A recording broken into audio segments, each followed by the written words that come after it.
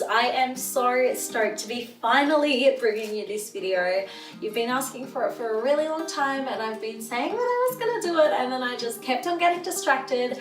But today, here it is, the apps that I swear by for bringing my Instagram feed together. So first I'm going to talk about the apps that I use for my photos. I have a whole suite and I just feel like they work together in perfect harmony to make it happen. So the one that I swear by, that you will have heard me talk about a million times before and that I use on every single one of my photos is Lightroom. It's an Adobe app. It's free, but then you pay for a few little extra features. Essentially, I like Lightroom because I feel like it's the most in-depth way to play around with your photos. It goes further than just sort of like brightness, saturation, contrast. You can play with all the HSL, which is hue, saturation and luminance, or maybe it's lightness. Anyway, you can play around with all the colors separately, you can play with grain, and you can purchase Lightroom presets and apply them to your shots for a really consistent feed. I just realized I sound exactly like a Better Homes and Gardens host. I'm here for it. I use a Lightroom filter on all of my photos. I've actually purchased a whole set from Sarah at Salty Luxe, who is just a ray of sunshine. I pick out a preset from that pack, apply it to each of my photos like you would say a filter on Instagram or on VSCO, which we'll get to in a minute. So I start with those and then I work with them a whole lot to make the photos more me. For example, all of the skin tones in Sarah's packs are quite saturated and beautiful and orangey brown, but I feel like I'm not that tanned in real life, so I like to tone them back a little bit. The beauty of buying presets and then playing with them is it lets you work out your own style as you go without just throwing you in the deep end. Because without the presets, I would have been way too scared to be playing around with things like split toning and clarity. So I let her do that for me and then I take care of the little touch-ups here and there. The second app I just mentioned is VSCO. VSCO?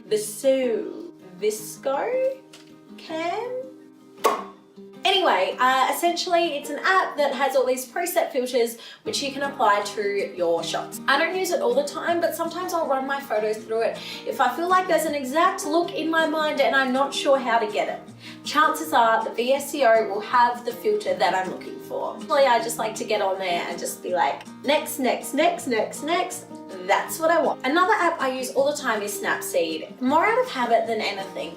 I'm pretty sure there's nothing that I can't do in Lightroom that I can do in SNAPSEED, but I've always used it and I like to run my photos through there first and get them looking like what the picture looked like to my actual eyes at the actual time. And I play with the ambience usually, and then like the brightness, saturation, and highlights and shadows until the photo on the screen looks exactly like what I saw when I was setting it up and when I was taking it. And then once the photo looks like what it looked like, then I'll run it through Lightroom and the other editing apps. The next app I have found quite recently, and I wish I had found it a million years ago. It's just called Self Timer. I think it cost me like $2 or $3 and it is a game changer. I take a lot of photos just on my own with a tripod, and basically what this app does is you can set it to how many photos you want it to take, how long before it starts taking the photos, and then how long between each photo. So I set it like 10 seconds for me to run in and get into place, which is what a normal self timer does. And then like maybe 10 photos and between 2 and 5 seconds per photo. So you can like,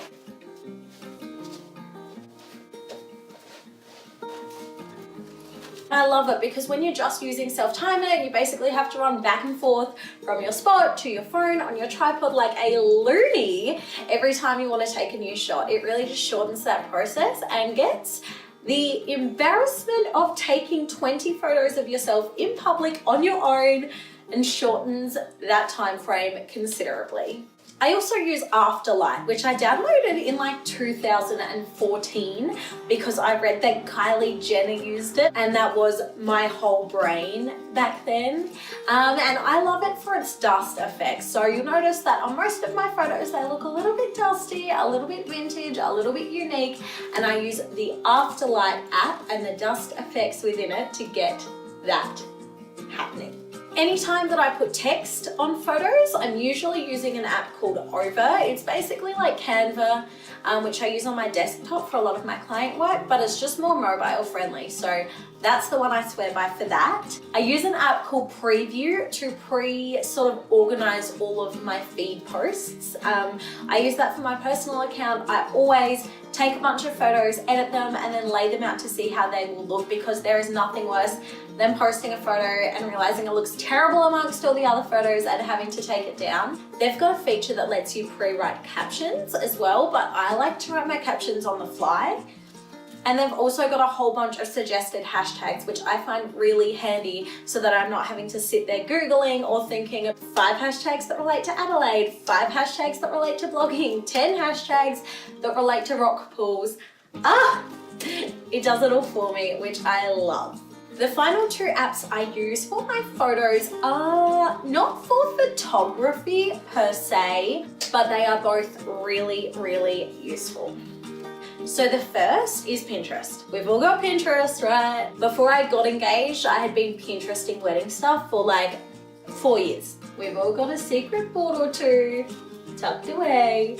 But it's actually also really good for getting inspiration. So I'm not talking about seeing a shot and then copying it. I'm talking about if I'm traveling, I'm always on Pinterest looking at places people have been, looking at what looks beautiful, looking at what I should avoid because they're going to be too touristy or too crazy or too busy. And then also to look at different styles of photography, because I feel like on Instagram the algorithm works in a way that you just see the same sort of stuff that you like over and over. And of course it's so cool to be surrounded by things that you like, but it's also not very challenging. So sometimes I'll just look up like beach photography and I'll have a look at all the different styles, all the different photos, and let myself be inspired by that. The last app is actually SWELLNET. So I love this app because I am basically a beach bum blogger. Obviously I'm down at the beach all the time, and this has made a massive difference in my life. So embarrassing. Anyway, I love SWELLNET for a couple of reasons. The first is that I can jump onto their surf cam, which is live. I can be working away at my desk and suddenly think, oh my God, I really want to shoot for this bather company or for this surf company.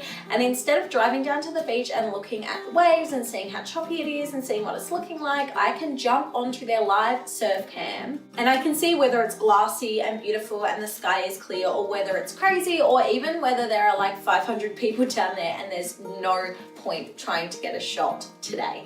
Also, sometimes I just like to look at it and pretend that I'm at the beach. The other couple of things I love about the SWELLNET app are, 1, that it tells me how wavy it is. Again, I can just check the camera for that usually, but it's kind of cool to know what the tide's doing. I always try and go and shoot in low tide, and it's cool to know if it's going to be really wavy or really flat, and it gives me sort of a forecast for the rest of the day, which is cool. So it can be like 9:30 and I will look and I'll be like, right, it's going to be amazing at 2:30 today, so let's get everything else done before then and then head out at 2:30.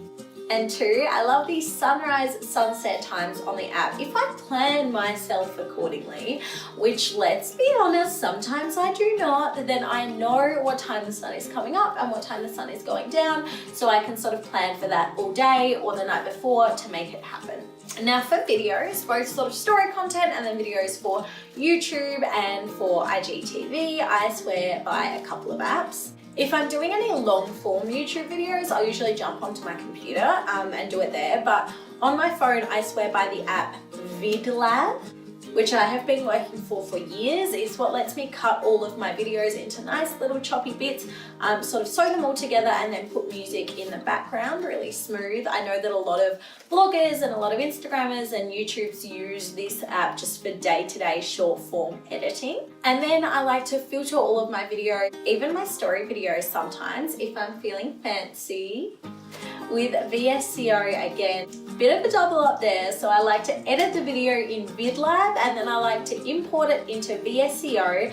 I think video editing's a premium feature, but it's like $8 a month and it is totally worth it. And then I'll apply a filter there and then I'll upload it to my Instagram story, so everything just looks lovely and put together and not like I just rolled out of bed with no idea what I'm doing, even though that's probably the truth. this one was short, sharp and shiny. I hope you found it useful. I hope you are having the best day, whatever day it is that you're watching this, and I will speak to you soon. Mwah!